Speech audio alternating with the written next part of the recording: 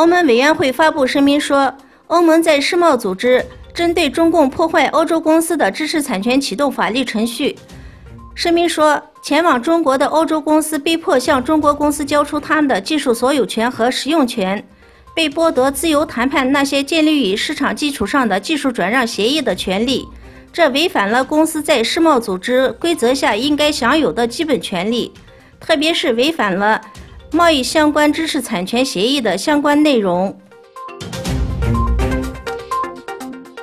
美国和朝鲜之间的激烈外交取得了初步成果。美国总统汤纳德·特朗普与朝鲜领导人金正恩计划中的历史性首脑会晤将恢复于6月12日在新加坡举行。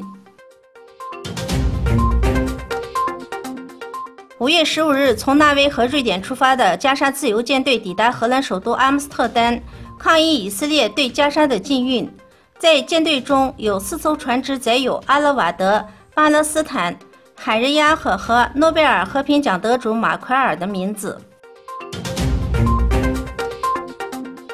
根据哈萨克斯坦有关议会总统任期的法律，纳扎尔巴耶夫将有资格任职总统终身制。哈萨克斯坦国家安全委员会提议总统终身制建议，如果纳扎尔巴耶夫接受这一建议，他将成为哈萨克斯坦共和国终身制总统。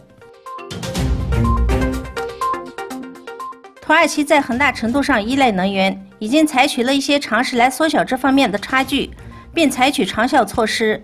在这种情况下，土耳其自己的钻探船只已开始勘探地中海水域的石油和天然气。土耳其工程师将负责管理法提赫勘探船的钻井作业。